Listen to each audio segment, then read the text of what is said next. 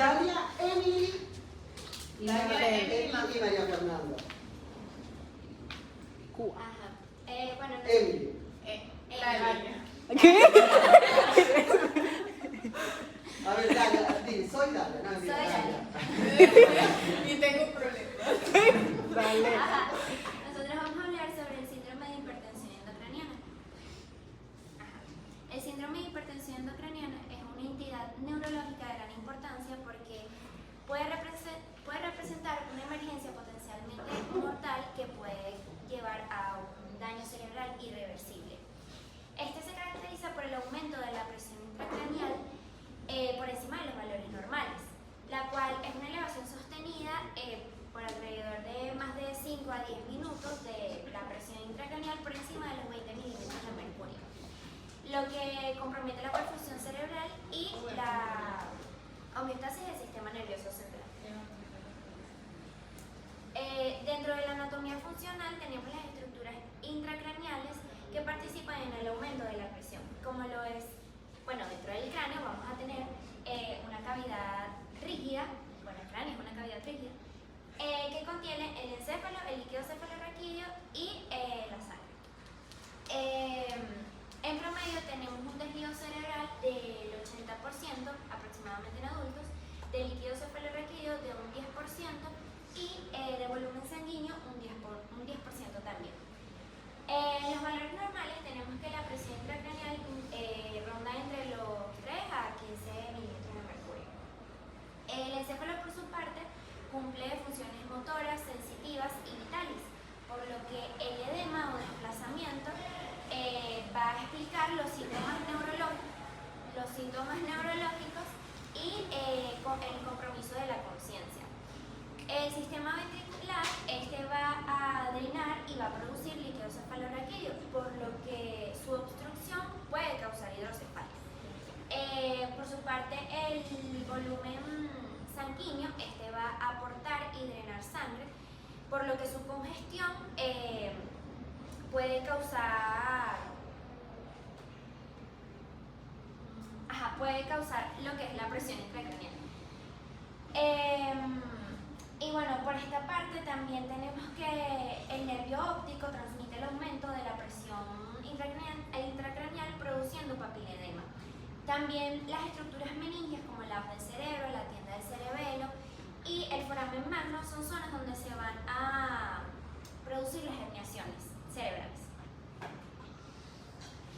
Pasando un poco con lo que es la fisiopatología, debemos saber que estos elementos se encuentran dentro de la bóveda craneal que mantienen un equilibrio dinámico.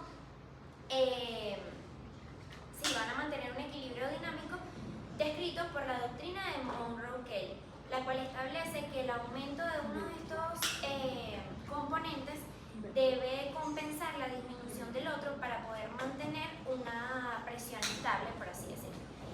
De no ser así, pues va a aparecer el síndrome de la hipertensión endocraniana. Esta va a constar de 3 fases. La fase de compensación, que es la etapa inicial, donde el cuerpo pues encuentra una manera de mantener la presión normal, desplazando la sangre y el líquido cefalorraquídeo hacia el canal espinal. En los lactantes, al estar las suturas abiertas, el cráneo se puede expandir y causar, pues básicamente que las suturas se abran y un aumento del perímetro craneal. Tenemos la segunda fase, que es la fase de descompensación, que aparece cuando se supera la capacidad de compensación, que es la primera fase. Esta en cualquier momento puede, pues que ocurra el volumen intracraneal, provoca el aumento progresivo de la presión intracraneal y empiezan a manifestarse todos estos síntomas de la hipertensión endocraniana. Tenemos la tercera fase, que es la fase de herniación, que ocurre cuando la presión es muy alta y el cerebro se desplaza a través de las estructuras rígidas como la hoz del cerebro, la tienda del cerebelo y el foramen magno. Este desplazamiento va a comprender. ¿Tú vas a tirar una fotito después de eso? Bueno, sí, más adelante la manifestación. Este desplazamiento comprime el tejido cerebral vasos sanguíneos, lo que va a causar daño cerebral e incluso la muerte. ¿Cuál es la diferencia entre papiledema y edema de papila? Que ¿Lo uno saben, no? tiene aumento de la presión endocrinal. ¿Cuál? El papiledema. Ajá. ¿Qué dijo María Fernanda? Génesis. Ah. Bien. Ah. Y ¿Qué dijo? ¿Qué dijo que es papiledema? Ella lo dijo, ¿tú la viste? No, porque lo habló para adentro. Dale, pues. yo. Dilo. Claro, Ah, el papiledema es un edema de la papila caracterizado por tener aumento de la presión endocrinal. Ok, y edema de papila. Busquen la diferencia entre papiledema y edema de papila. Que es básicamente eso, que el papiledema está asociado a hipertensión Yo endocrinal. estudié para el Pero que otros pueden producir edema de papila, que otra patología. Eso lo vimos. Pero estamos haciendo un repaso grande, ¿verdad? Vamos a empezar desde hoy a repasar. Vale, sigue pues. Ajá, muy bien, ahí están las expresiones. Vamos. ¿Viste? Eso es lo que te estaba diciendo. Ajá, Ok, eso es lo que te estaba preguntando. este síndrome hipertensivo endocranial se caracteriza porque María Fernanda. sí, porque tiene diferentes etiologías o causas, pero las podemos englobar en tres grupos grandes. Ok, las podemos englobar en base al aumento del volumen cerebral, Con base en. con base en el volumen, el aumento del volumen cerebral, el aumento del volumen sanguíneo y el aumento del volumen del líquido cefalorraquídeo. Con la primera son proyecciones expansivas intracraneales, que estas pueden estar presentadas por tumoraciones, abscesos, quistes y granulomas. También podemos tener la presencia de edema celular por una lesión axonal traumática o por una lesión hipóxico-isquémica. ¿Okay? ¿Cómo se escribe acceso, María Fernanda? Me falta la C. Me hizo- Sí. Sí, antes de decirte algo lo busqué, por si acaso yo soy media loca, ¿no? Tenemos también No me hagas edemas convulsionar. vasogénicos por infecciones del sistema nervioso central o también por hemorragias intracraneales y edemas intersticiales por la hidrocefalia, que esto me va a generar una obstrucción del líquido cefalorraquídeo. Para el aumento del volumen sanguíneo tenemos, se puede presentar la trombosis de los senos venosos, la hiperemia, que es el aumento del flujo sanguíneo hacia un órgano o tejido, la hipercapnia, que es el aumento de las concentraciones de dióxido de carbono en sangre, la hipertensión arterial, un traumatismo craneoencefálico. Para el aumento del volumen del líquido cefalorraquídeo tenemos una hipersecreción del líquido cefalorraquídeo en los plexos coroideos, una obstrucción del flujo del líquido cefalorraquídeo, si presenta alteraciones de la reabsorción por obstrucción de los senos venosos. Y siguiente. También tenemos otros dos tipos de etiologías por las cuales se puede dar este síndrome. Van a existir unas alteraciones fisiológicas y metabólicas sistémicas. ¿Qué tienes ahí en esa Aquí, un tomografía? Un LOE. O en la radiografía, es una resonancia. Un LOE. Un LOE. ¿Y qué hay alrededor del LOE? Eso blanco que se ve. Sangre. No, no necesariamente. Ahí no. Acuérdense que lo de blanco de sangre eso es la tomografía. Ajá. En la resonancia se ve dependiendo de cuál sea, si este 1, si este 2, se va a ver un color o no. Eso es edema. Entonces cuando ustedes tienen un tumor, alrededor de ese tumor se produce edema. ¿Por qué? Se ve Por la así. presencia del Yo rojo. creo que sí, O sea, hay una alteración a nivel de... Ese edema tiene varias. Actualmente se llama tumor. estructura que va generando el edema, que me va generando un aumento de la presión en esa estructura. No, porque se ve diferente, es otra cosa. En tomografía es otra cosa. Esto, tú puedes ver borramiento, fíjate. Ahí señala qué cosas ves tú de lo que estás diciendo en esa resonancia. ¿Qué más hay? Aquí podemos ver la alteración de la Miren aquí, ponlo mal, que es el magnifícalo, LOE, Emily. que es la lesión ocupante. Profe, no se puede. Ok, Que a bueno, medida que está va, bien. digamos, creciendo, va generando un desplazamiento de las estructuras y va generando lo que es el edema, que es lo que dice el profesor. ¿Qué pasa con la línea media? ¿Dónde está? Está desviada. O sea, el desplazamiento de la línea media. Eso es una de las cosas que ven. Profe, ¿Y ¿se qué lo otra voy a cosa? ver yo? ¿Ah? ¿Se lo voy a ver? Perdona, bueno, pero tú no ibas a hablar de esta lesión, de esta imagen. No, pero esa imagen no. Ok, pero bueno, ¿qué más hay ahí? Están haciendo el trabajo. ¿Qué más hay ahí en esa resonancia? Al estar el edema, hay un aumento. Mira los ventrículos laterales. Se van a reducir, pues se van a ver como comprimidos por la misma. Exacto.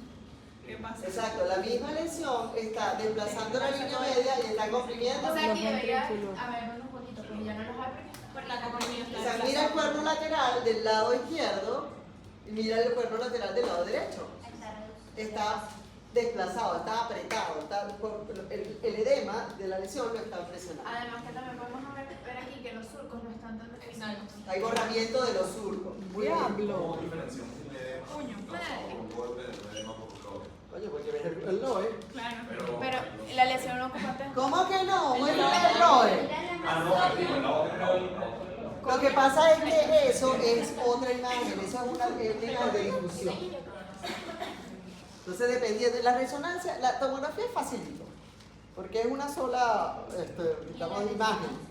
En cambio, en la tomografía, en la resonancia, donde tienes T1, tienes T2, tienes flare y tienes difusión. Entonces, dependiendo de cuál sea eso, las estructuras van a tener, en una el líquido cefalorraquídeo se ve oscuro, en la otra se ve blanco.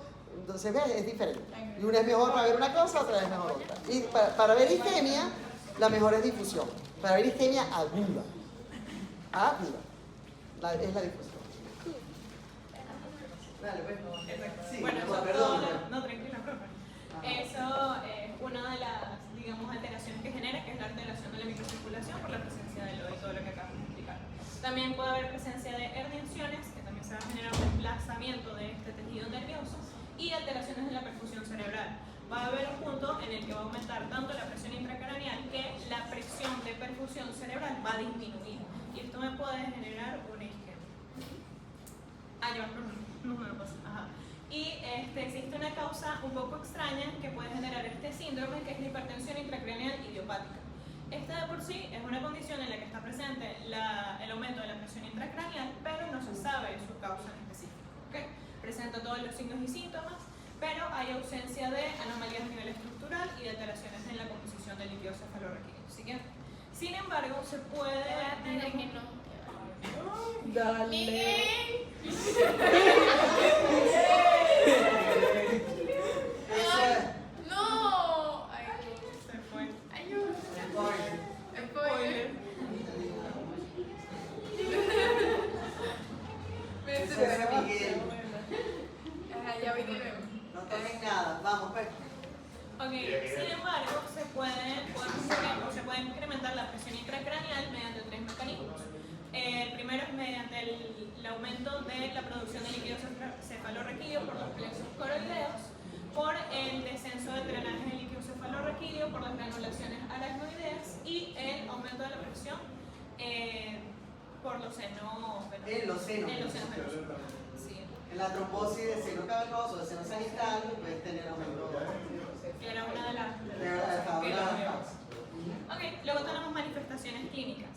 Este síndrome se caracteriza porque tiene muchísimas manifestaciones clínicas, pero las más importantes y específicas son tres, que es la tríada inicial, que son la cefalea, el vómito y el papiledema. ¿Okay?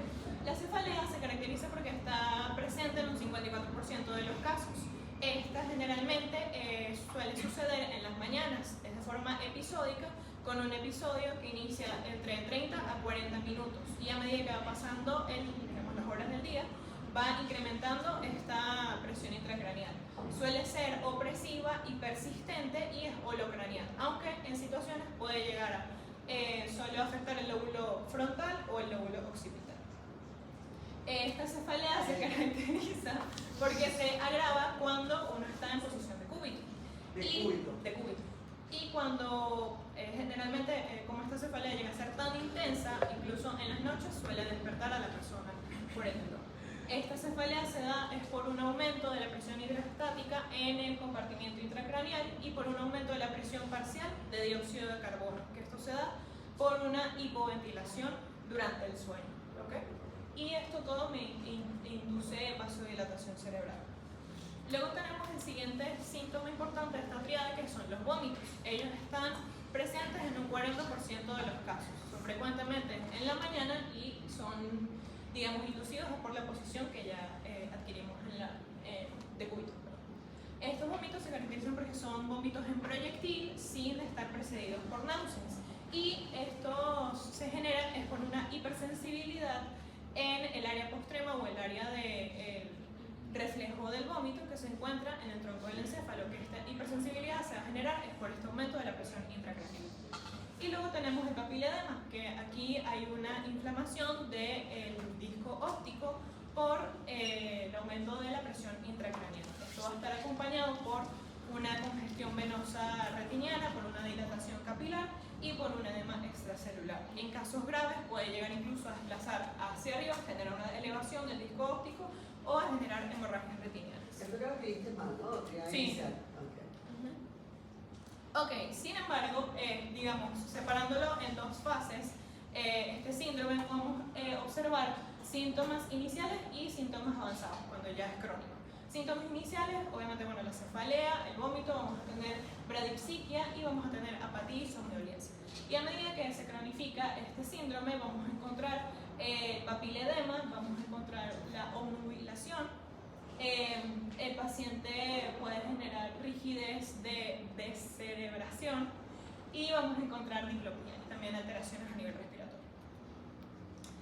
Y por último, dentro de las manifestaciones clínicas, a modo de resumen, también se pueden presentar déficits neurológicos focales, es decir, que dependiendo del lóbulo afectado va a presentar diferentes manifestaciones clínicas. Si afecta el lóbulo frontal, vamos a tener un cambio en el comportamiento, una pérdida de los esfínteres, del control de los esfínteres y una pérdida de la fuerza de las extremidades.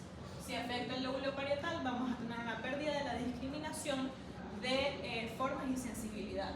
En el lóbulo temporal vamos a tener unas alteraciones o trastornos de la memoria y también afectado el lenguaje. De forma resumida, en el lóbulo occipital vamos a tener trastornos visuales, en el cerebelo vamos a tener ataxia, que es pérdida del control de los movimientos musculares, dismetría, que es pérdida del control de la velocidad y la distancia, la velocidad y la fuerza de los movimientos musculares. Y disdiadococinesia es la incapacidad para realizar movimientos alternantes de forma rápida, y nistagmos, que son movimientos involuntarios, que son rítmicos y que realizan los actores. ¿Dónde se produce el nistagmo? ¿En qué órgano del cuerpo? En el... ¿Dónde lo ven? ¿Dónde buscan el nistagmo? En el vestibular. Ah, pero ¿dónde lo buscan? En el ojo. claro. Las respuestas a veces parecen estúpidas, pero sí. Bueno, No se siente como una trampa. sí. No, pero no. Para Eso le pasa muchas veces. Uno hace una pregunta boba y no sabe qué pasa. Sabía.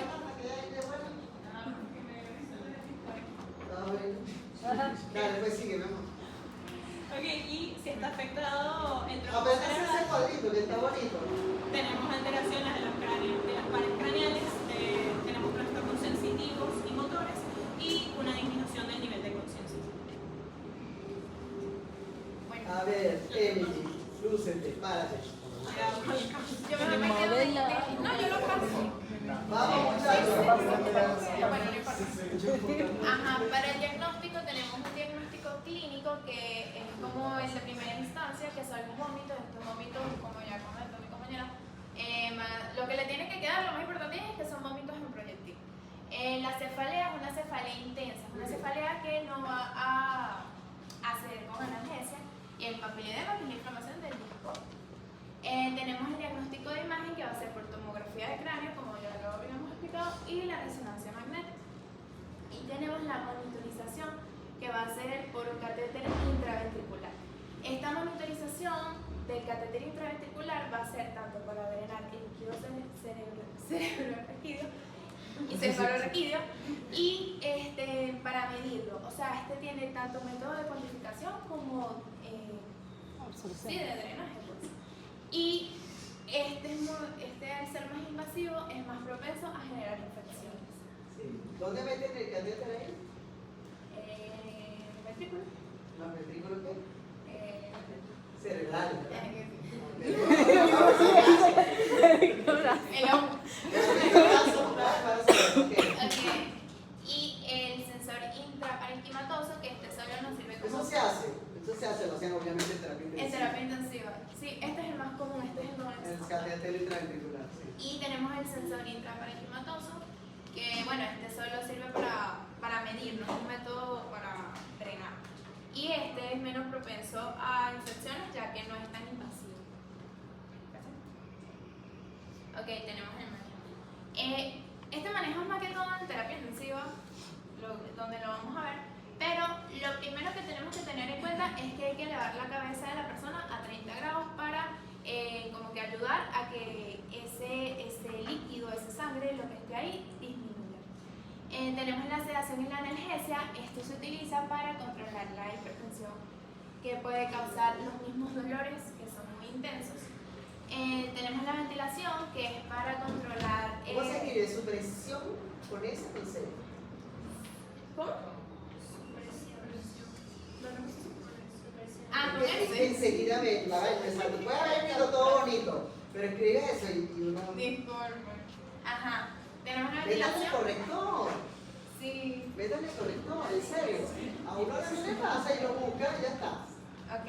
Tenemos la ventilación, que es básicamente para bajar los niveles de dióxido de carbono. Tenemos la terapia hiperosmolar. Esto va a ser con solución salina o con mannitol. Esto básicamente es lo que... Solución salina hipertónica. La gente está Hipertónica. metiendo en eso. No, yo no me estoy metiendo, yo lo estoy mencionando. No, para allá no me Pero voy es a meter. hipertónica habitualmente, con Ok. el demás cerebro. Ok. Y esto básicamente lo que nos va a ayudar es a mantener una osmolaridad. No vamos a meter más gente. Tenemos la supresión metabólica, que básicamente es inducir a la persona a un coma. Y tenemos la última instancia, que Un es la... coma inducido. Un coma inducido. Y bueno, básicamente eso se hace porque como ya el cerebro está demasiado inflamado, por decirlo de alguna manera, para que deje de consumir oxígeno, para que deje de consumir como que todo eso que ahorita no puede producir. Y la quirúrgica es la craneotomía descompresiva, que esta es la última instancia. Esto es muy riesgoso, o sea, es casi que lo último que se hace porque hay más riesgos que Pero se puede hacer, lo hacen los neurocirujanos, literalmente levantan la tapa del cerebro y hacen, al quitar ese pedacito del cerebro, lo que evita O sea, es que el cerebro exacto. se vaya para abajo, sino que se expanda hacia ese sitio que lo es comprimido. Exacto. Eso es un procedimiento. Eso ayuda a que en vez de irse para la que En está el vez de- cerebelo, en vez de bajar, se vaya por ahí. Exacto, acuérdense que pongan la primera lámina. Ya terminaste, ¿verdad? No, Ah, ¿qué te falta? si quieren ya terminé. No, dale, ¿qué más te falta? En las complicaciones. Ah, ok, dale, quiero ver eso. Ok, la primera complicación son las herniaciones, que es un desplazamiento físico del tejido cerebral de un compartimiento a otro, que es lo que explicó Daniel al principio. Y tenemos la isquemia, que es debido al aumento de la presión intracraneal, que impide el paso de la sangre oxigenada que viene desde nuestro corazón. Cuando el cerebro está muy edematizado con una hipertensión intracraneana, esa sangre oxigenada no puede ser impulsada con la misma fuerza con la que normalmente debería de ser. Entonces nos ocasiona una isquemia. Y esto me pareció lo más importante, que es el reflejo de Cushing.